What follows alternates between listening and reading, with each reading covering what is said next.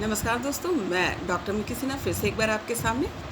और आज मैं एक विषय पर बात करने जा रही हूँ जो सिर्फ साधकों के लिए, साधिकाओं के लिए नहीं है, बल्कि जनरल लाइफ में जो लोग जी रहे हैं, सांसारिक भाव में भी जो लोग जी रहे हैं, उनको भी ये इन्फॉर्मेशन मैं पहुँचाना चाहती हूँ। और ये इन्फॉर्मेशन है प्रकृति के कर्मों के नियम। ये बात क्यों कर रही हूँ? दरअसल क्या है कि जाने अनजाने में प्रकृति के नियम को नहीं समझने में, कर्मों के नियम को नहीं समझ में आने के कारण जाने अनजाने में कभी कभी डर भय से या फिर कभी कभी ओवर कॉन्फिडेंस की वजह से जो है कुछ कार्य हम कर जाते हैं, और जिसका अंदाज़ा भी हमें नहीं होता कि इस कर्मों का फल हमें अगले जन्म में बहुत कठिनतम, या फिर जिस तरीके से हमने किया उस तरीके की कठिन परिस्थिति को हम प्राप्त करते हैं। इसलिए प्रकृति के नियम को समझना बहुत ज़रूरी है। तो आज मैं प्रकृति के नियम पर बात करूंगी, कर्मों के नियम पर बात करूंगी। और मैं चाहूँगी कि जो मैं बोल रही हूँ ये मेरा रिसर्च है, आप भी इसको एनालिसिस कीजिए, अच्छे से समझिए, और थोड़ा रिसर्च भी कर सकते हैं, ये आपकी इच्छा पे है। और ज़रूर कीजिए, ज़रूर इस बात को समझिए, इससे आपकी जीवन सहज हो जाएगी। और बहुत सारी ऐसी घटनाएं जो जाने अनजाने में आपके साथ घट जा रही है, आप कर ले रहे हैं, उससे आपको छुटकारा मिल जाएगा। तो अब आती है प्रकृति के नियम, कर्म के नियम। प्रकृति के कर्म के नियम ये हैं कि जो भी घटनाएं, जो भी हम काम कर रहे हैं, अच्छा काम, बुरा काम, जो लोगों को पसंद आए ना आए, छुप कर, चोरी कर, ईच एंड एवरीथिंग, जो भी काम हम कर रहे हैं वो हमारा क्या होता है, स्टोर हो जाता है। और स्टोर होने के बाद क्या होता है, वो जो भी काम हमने किया, जो भी अपनी लाइफ में हम वर्क कर रहे हैं, उसके जो है एक रिज़ल्ट कार्ड तैयार किए जाते हैं। और उस रिज़ल्ट कार्ड के अनुसार ही हमारी ज़िंदगी, जो नेक्स्ट लाइफ हम लेने आ रहे हैं, उसकी कहानी लिखी जाती है। अगर आपने अच्छा काम कर रखा तो उसके अच्छे रिज़ल्ट, जो बुरा काम किया है उसको भुगतने के लिए बुरे रिज़ल्ट। और इसीलिए आपके लाइफ में जो नेगेटिव पॉजिटिव जो घटनाएं घटती रहती है, या नेगेटिव पॉजिटिव लोग आपको मिलते रहते हैं बिकॉज ऑफ योर कर्मा, तो वो लिखित होता है। मतलब इस लाइफ में जो भी आपके, मेरे या एनीवन, जो भी दुनिया में अभी हैं पृथ्वी पर, उनके साथ जो भी घटनाएं घट रही है, उसके कारण हम स्वयं हैं। क्यों? क्योंकि हमने जो कर्म किया है, उसी कर्म के अनुसार जो हमें वो फल मिल रहा है। क्लियर? अब देखिए, मैं इसको बहुत सिंपल सा एक एग्जाम्पल देकर आपको समझाती हूँ, जनरल एग्जाम्पल देकर समझाती हूँ, ताकि आप अच्छे से समझ पाएँ। अब जैसे बच्चे एग्ज़ाम देने जाते हैं, एग्ज़ाम जब हम देते हैं तो क्या करते हैं, हमें कॉपी मिलता है, एक सादी कॉपी मिलती है, और आपको पूरा छूट होता है कि आप इस क्वेश्चन का आंसर दीजिए। हम क्या करते हैं, कुछ अच्छा लिखा, कुछ बुरा लिखा, किसी की हैंडराइटिंग अच्छी होती है, किसी की हैंडराइटिंग बुरी होती है, कोई चीटिंग करके लिखा, कोई क्या कहते हैं खुद के याद से लिखा। इस तरीके से हम क्या करते हैं, अपने एग्ज़ाम को देते हैं, उस पेपर को जमा करते हैं। और पेपर में जो लिखा होता है उसके अनुसार जो टीचर एनालिसिस करता है, उसी के अनुसार हमें नंबर मिलता है। तो कोई फर्स्ट आता है, कोई सेकंड आता है, कोई फेल कर जाता है ना। तो उसी प्रकार प्रकृति के नियम भी है।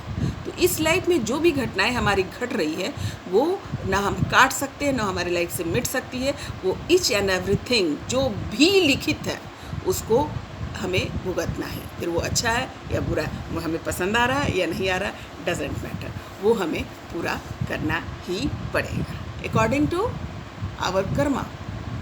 वो हमने ही वो सिचुएशन, ये लाइफ में जो भी सिचुएशन आ रहा है, हमने ही क्रिएट किए हैं, तो ये हमें भुगतना ही पड़ेगा। क्लियर? अब आते हैं कि अगेन मैं ये बातें क्यों कर रही हूँ। ये इसलिए कर रही हूँ कि बहुत बार ऐसा होता है कि हम यह सोचते हैं कि हमने, जैसे मैं पूजा पाठ को ही सामने लाती हूँ कि मैं अध्यात्म की बात कर रही हूँ, तो उसी से रिलेटेड जो कन्फ्यूज़न है उसे मैं क्लियर करने की कोशिश करूँगी। जैसे हम बहुत बार सोचते हैं कि हमने बलि दिया, अगर मैं देवी देवताओं को बलि चढ़ा रहा हूँ तो उसका फल हमें मिल रहा है कि हमारा बच्चा सुखी हो जाएगा, या हमारे घर में धन दौलत आएगी, समृद्धि आएगी, या हमारे घर में बच्चों का जन्म होगा, क्योंकि हमने बलि दिया है ना। ऐसे नियम बनाए गए हैं कि इस तरीके से हमको वो समृद्धि मिलेगी। पर मेरे दोस्तों, आपके तो इस जन्म के वो कर्म है नहीं। जो भी आपके घर में समृद्धि आना, आपकी परेशानी, अच्छाई, बुराई, सब तो पिछले कर्म की वजह से है। लेकिन इस जन्म में जो आप कर्म कर रहे हैं, यानी किसी को मारना, बलि देना या कर्म कांड करना, पूजा करना, भक्ति करना, जो भी आप इस जन्म में कर रहे हैं, उसका सीधा रिजल्ट आपको अगले जन्म में मिलेगा।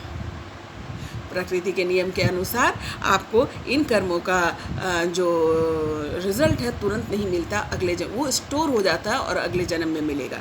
अभी जो भी आप जी रहे हैं वो पिछले जन्मों का कर्म है। Very clear? मैं उम्मीद करती हूँ कि मैं बहुत क्लियर कर पा रही हूँ। तो इस डर से या भय से कि अगर मैं पूजा ना करूँगा, अगर मैं बलि ना दूँगा और अगर मैं भगवान को याद नहीं करूँगा या कुछ अन्य कार्य नहीं करूँगा तो मेरी लाइफ अच्छी नहीं जाएगी, या फिर मेरे कुछ बुरा कर देने से मेरी अभी की लाइफ ख़राब हो जाएगी ना, इससे कोई फ़र्क नहीं पड़ता। आप कुछ भी करें, आपके इस लाइफ के लिए वो काम नहीं करेगा। अब देखिए मेरे दोस्तों, जब इस लाइफ के लिए काम नहीं करेगा तो हमने किसी को जाने अनजाने में अपने डर, भय या अंधविश्वास की वजह से हमने जो ये कर्म अपना जो अपने सिर पे चढ़ा लिया है, किसी को मारना या अच्छे बुरे जो भी कर्म हमने चढ़ा लिया, उससे तो हमें भुगतना होगा। तो मैं एक और चीज़ से जोड़ती हूँ जो जनरल समाज में आप घटनाएं होते हुए सुनते होंगे, देखते होंगे कि बहुत बार आपने सुना होगा कि किसी बच्चे के सामने उसके माता पिता को मार दिया जाता है।